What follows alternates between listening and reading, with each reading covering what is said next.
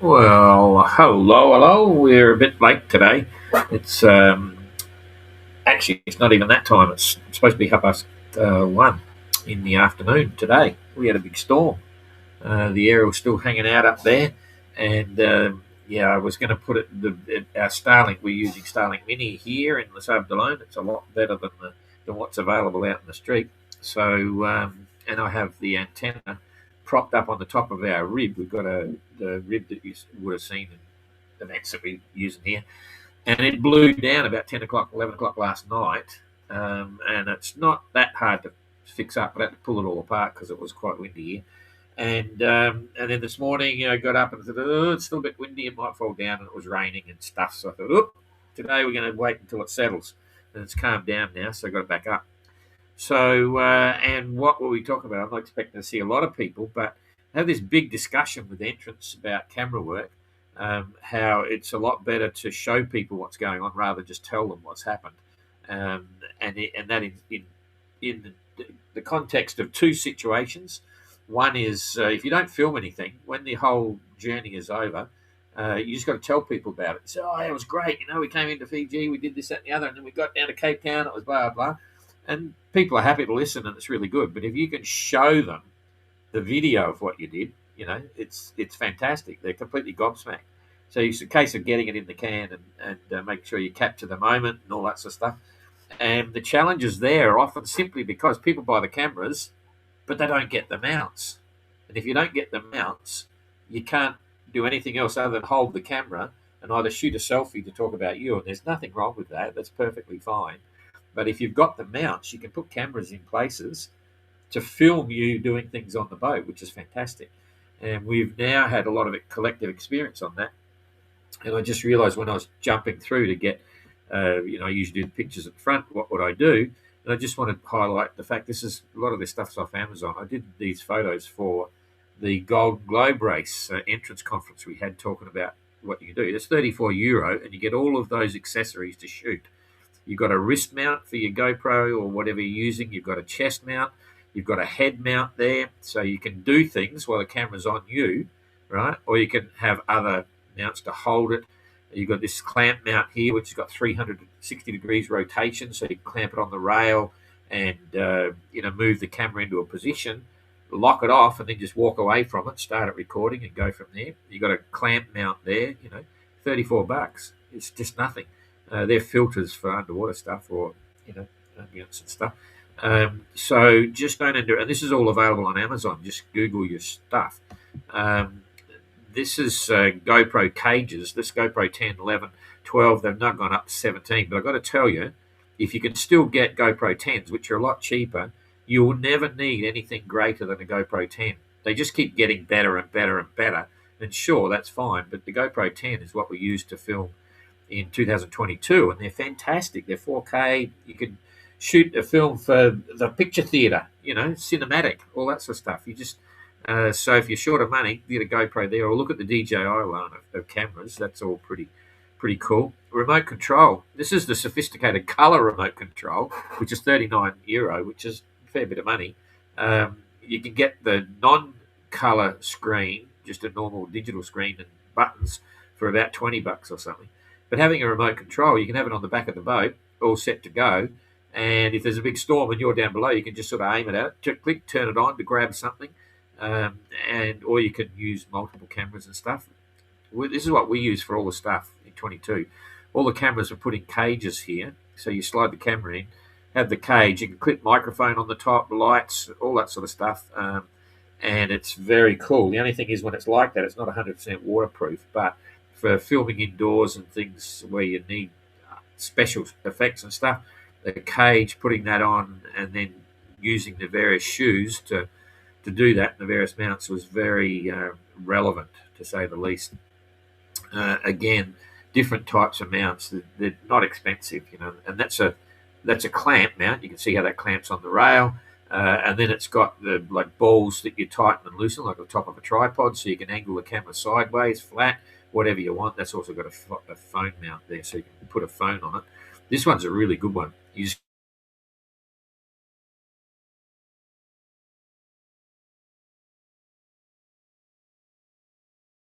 clip it on, and that still gives you some degree of flexibility. But that was a very successful mount in the last GGR where the skippers could just clip it on somewhere, have a couple of cameras rolling while they're leaving the port and all this sort of stuff. So simple, $16, just nothing. And it just changes the way you'll use your camera. Audio is critical, right? And I really go for these mics. They're Rode mics. You get a wind muff for them, put them on. It clamps into the frame, that cradle we had. You need an adapter, and it'll clip into the side of a GoPro. But it's not 100% waterproof then. But the audio is critical, and often there's no spray coming over the deck even, so you can get really cinematic type audio. Yet no wind noise at all, and every bit of the vision is usable.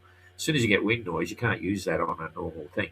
Sort of in a way you can, because people are used to point of view filming now, where the point of view, they know that someone's got the camera there, but if you want to film it and make it look really impressive, then you need good wind noise. So you need good microphones, good muff. That 13, I think, is for the that's for just the muff, that fluffy muff there. The mics are about $40 or something as well. So audio is critical. These mics, these clamps are so good, so cheap, anodized aluminium, because they're all used on bikes and stuff, and it costs you like $10 or something. They're really critical. This is just another clip that's got a remote control on it and stuff. But some of the DJI cameras are really good as well. But just remember, you don't need the suit. This is a Hero 12, which is €450 euro. And the 10s, they were still selling for about 300, 350. They're still around, I think. So that's cool. And you wouldn't believe how much stuff I buy on AliExpress. I can't stress enough how good AliExpress is if you know what you're using. And this is a budget version, the lowest budget version. If you've got no money, look at the look at the SJ Cam cameras and get the best one that you think you want. There's lots of different versions, and they will produce really good stuff, right? If you get the good one. It's not as good as the GoPro, and it's not as good as the DJI, but how good do you want it? They'll still be 4K, and they're pretty cool, and they're sort of sometimes about half the price of GoPro. So there you go. I think you're basically through the lot there. Anyway, and then you got the talking head situation. Most people have all the drama happening. It's all happened, and then they'll turn their camera on down below and talk about, oh, you should have seen what just happened. I was just doing this and that happened and blah, blah, blah, blah, blah. And we don't see anything because they weren't filming when that was happening. So it's a case of try and film it. Just film what you're doing. Doesn't matter. Hold the cameras. Use a chest mount. Use a head mount. Tie it on, because I've had a few people lose their cameras, get flicked off and it's gone over the side. Even worse, they will have been using that camera for the last week or so, and it's all on the card, and they lose the lot. We had a classic case, a sad case in Cape Town, where a friend of Christian's, this is a really sad story, but I see it so often. The guy was along the coast with a drone filming Christian come around the Cape and all this sort of stuff, and just telling us how fantastic the footage was. And we were thinking, when we were in Cape Town, he's already captured that footage and it's on his drone, okay? And we're thinking, I can't wait to see that. I don't even think Christian saw it, because they'd filmed it all in the previous days. It was still on the drone. And we're all thinking, this is going to be awesome. He described it. And sadly, the next day, we see him walking up to the marina, not looking happy. He was out filming some other stuff and lost the drone. So not only did he lose the drone, he lost all the footage that was on that micro card beforehand. Huge amount of work, and very sad stuff. So if you get good things, you need to get it off there pretty quick. Anyway, enough of that. But filming is good, and the good news is that it's fair to say that we've got collectively some really good footage from all the entrants of everything that they've been doing so far. And we should be able to make something pretty cool at the end of it. And certainly a couple of the entrants have been filming a lot. Christian, one of them. He's terabytes of footage we get off him. And Jasmine's been doing really good stuff. Jacob's been going to town, all that sort of stuff. So everyone's going to have the ability to make some amazing stuff about their journey around the world, which is really good news. So that's something to look forward to in the future. Anyway, let's get onto the tracker now. You're on the tracker there. So I got the 100 100-mile warning from. Hang on a sec. You're on the tracker. Where are we here now? I'm on the tracker. 100-mile warning from Renault's wife manager. All the entrants do that when they get to within about 100 miles. They give us a WhatsApp message, and here we go. You can see there 89, 90 miles. This is the 12 o'clock UTC position. So they're getting very close. So he'll be in sometime tomorrow, which is pretty cool. Very fast trip. Interesting looking at the weather, seeing we're here. He's still managed to hold that breeze, and it'll be interesting to see what's happening. They've had some quiet stuff, but anyway, let's have a look. So, Josh, 5.3 and 117 nautical mile a day. Jeepers, I just took tiger balm up the nose. Sorry, my eyes are watering now. I'll tell you about that in a minute. Bloody hell. Kerry, 6 knots and 130 mile a day. He's on the hunt for Entrant. Entrant, 5.4 knots, 112. Jasmine falling a little bit behind the others. Oh, no, that's the wrong time again. I'm not sure why that's happening. 8 o'clock, that should be 12. So that's why she's looking as if she's a little bit behind the time. Anyway, 103 miles in the previous 24 hours from 8 o'clock. And Eric, he's on 12 o'clock, so he's 4 hours ahead of Jazz, doing 5.4 and 106 nautical miles. Christian, heading up there, 5.6, 106 miles, same as Eric. Wow, look at that lead pack there now. That's kind of interesting. Look at Jacob go. He's never been in such a position. He's absolutely twiggling the boat. So Adam and Peeler, side by side. Adam, 5.2 and 111, so they've had a bit of a soft run. 113 for Peeler, doing 5.5 against Adam's 5.2. And then Jacob, 5.6 and 111, so they've been holding their own on that, but doing pretty well. Dan, 4.7, 115. You'll see his book's gone mainstream in Adelaide. It's in Dimmock's bookshop, so if you're watching from Adelaide, you'll be able to go to Dimmock's in the city and somewhere else. I forget where it was. So that was good to see. And his next book will be pretty cool, for sure. So still holding second place, a pretty good gap. And then Renault, 4 knots. He's slowing down, but he still managed 115 against Dan's 115. So they're holding position. And the breeze looks as if it's coming up from behind. So Dan may pick up a little bit more because he'll start moving faster sooner, maybe. But let's have a look. So that's kind of interesting. Is that far enough back? Let's see, I'll drop it back one more. Just to walk the weather through. So every 3 hours now, once I hit that there. Here we go. Yeah, the breeze is coming up from behind, so it's over the top of them. So then if I push this through, I'm just rushing through, it gets quiet on day 6. So tomorrow it's going to get a little bit quiet, but generally a nice sailing breeze. There we go through the 11th, so that's the next couple of days. They'll all be in by then, so all very comfortable stuff. Bring it back, look at the sea state. Should all be under 1 metre, 1.5 metres. Here we go, yep. That's very slight there, but Eric was reporting rain and a little bit of work sailing, keep it all moving. So let's look at the clouds. Oop, slow connection. Bit of this and a bit of that. So looks like typical trade wind with a few collections. Usually trade wind is generally blue sky with fluffies that you don't see in this graphic. So there's a bit more than just trade wind fluffies. There's some big batches as well. I don't think you'll see any rain in that. Maybe a little bit right where Dan is right now. So there's a little bit of rain there, but generally very pleasant sailing. Eric mentioned a current that's coming across from the side. Let's have a look here. Ooh, the Starlink's a bit near, it's still there. So yeah, there is a bit of a current there. Cutting across at a bit of an angle, so giving them a little bit maybe. Not too much, but certainly no issues for next time. Okay, so I think we can look at the leaderboard. Oh, well, we know they're all line abreast and stuff, so the difference between Renault as 1,604 So that means it's got, what's that, 16 miles behind the Dan. Yeah, and so it goes. They're all pretty close together. So the stretch between front to back. So if Renault gets in tomorrow, we got, oh, jeepers, it's longer than I thought.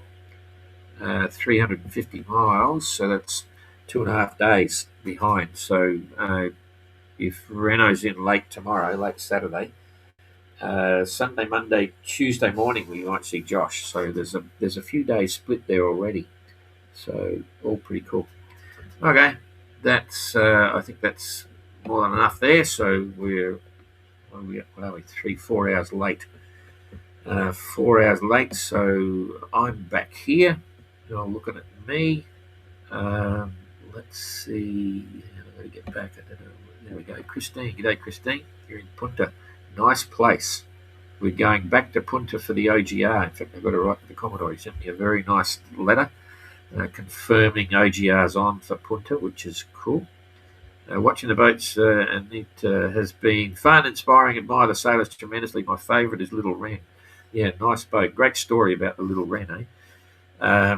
So that's good. Glad you're having fun. It's not over yet. I've been talking to Brazil MRCC. That we gave them a copy of the fleet will roll over. In fact, they're right on the edge now of rolling out of Cape Town's area of responsibility into Brazil. So we've got that. We've just been chatting with the guys there about the tracker and bits and pieces. So it's nice they're very switched on. Brazil is really switched on, like Cape Town. In fact, like them all. About the safety watch over the fleet and getting onto the tracker and stuff. So that's good. I didn't mention there's my stuff. My finger. I've got one of those things. I haven't had it for like 20 years. I've got an infection or something in the edge of my finger, and Jane just stick tiger balm on it. Tiger balm on it stinks. But anyway, I've got a little bit on the nose. Okay, so Jonathan. I can never see the thing here to slide. Here it comes. Okay. I've got you live again. Good. Any chance you might try to schedule a live every week or so? We're here in the States, can enjoy the benefit of the live interaction. Not complaining, just a thought. I could do, depending on the timeline. So yeah, it is. I appreciate the fact that it is fun watching live. It's a big difference than watching the replay. So I can have a look at that. We'll see. But then there's America. There's the north, south, east, and west. So suggest me a time later on, Jonathan, and I'll see how we go. Larry, yeah, I caught you live. Ooh, okay. So it's a different timeline. And I could change it because 9 o'clock's early in the morning, for us here. It's still dark just about, but the day's getting longer now. So that's cool. Okay, all right, that's it. So if all goes well and we don't get blown away, we will see you again tomorrow morning, hopefully. So thanks for following, and we'll see you later on. Bye-bye. Oh, jeepers, stay there. Don't go. Oh, jeepers. Hang on, I'm coming back. I forgot the entrant reports. Jeepers. If I probably lost half the people, but anyway. I've got Jane's just telling me we've only got 2 entrant reports, but stand by. I'm just about to get them. It throws me when I get out of the system, the 9 o'clock system. Hang on, entrant reports. Here we go. No, I got 3, I think.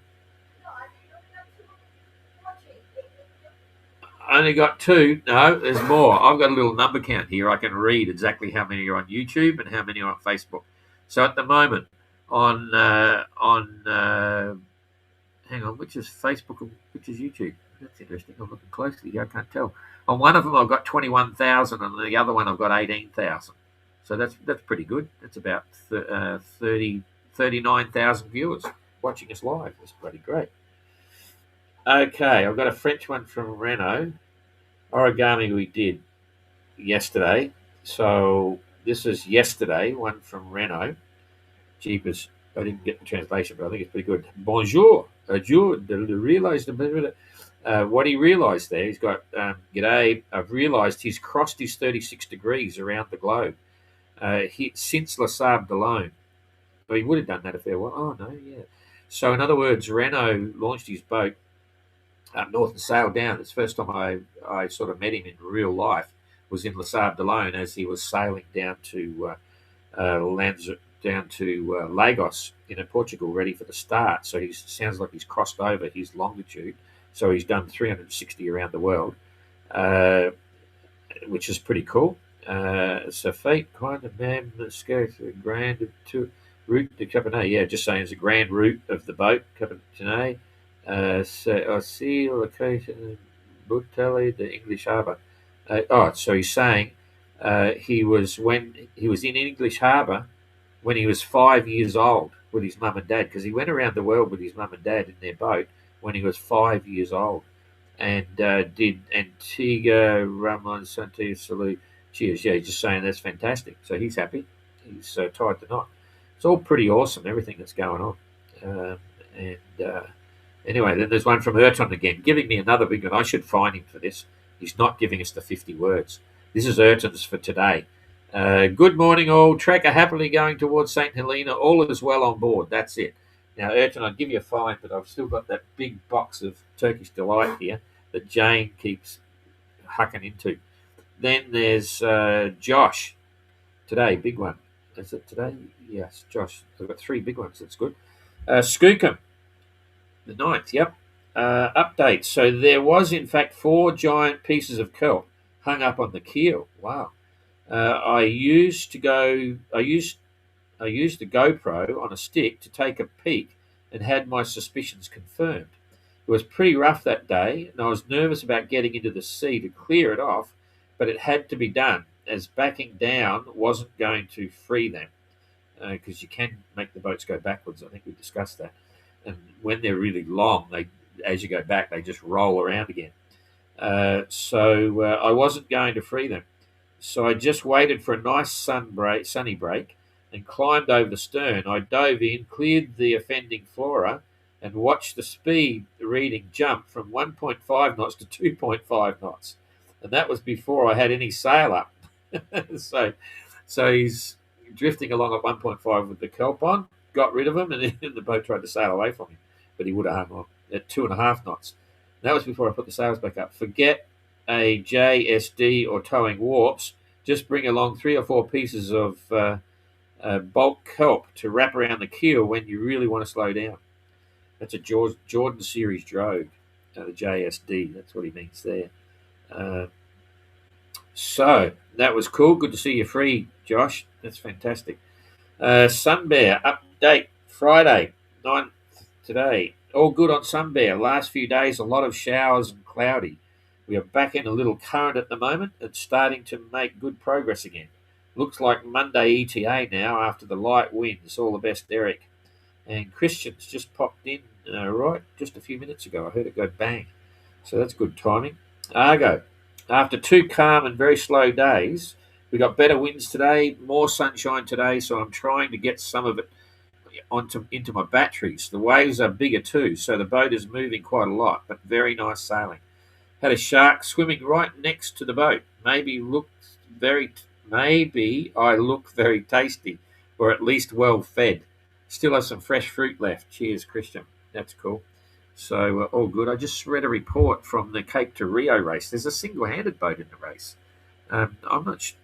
I forget how many boats are there. I think we've got about 20-something boats in there, but I didn't realise there's a single-handed division because you were saying he's 500 miles south of St. Helena. It's in a 30-footer, and he cracked a 190-mile day. He was really happy moving, but he had some tough weather there and all that stuff as well. So that was lucky. I got the reports in, but half of the people had disappeared. So never mind. Never believe what I say. When I say I'm going, I might not. Now I've got more people here. Larry, still here. Larry's still there. The others still there. So that was lucky. Sorry about those that bombed out. East Coast here. Jonathan, East Coast here. But 1,800 for you would be 1,200 and 1,800 would be 1,200 and 0,900 in California. Okay, so it needs to be about this time, about the 1 o'clock position. That would probably get the most participants. Okay, all over. Think about that. What historic port they're heading into? Yeah, I didn't show anyone the Finnish port. I won't do it now because people will miss out. But tomorrow I'll show you the finish line. Renault will be in by then because they can go to the east or the west of the island. We changed that. Originally they had to leave it to starboard, but we've opened it up and sailors can decide to go to the east or the west. Livia Munch, don't go. That's a first. Yep, it sure is.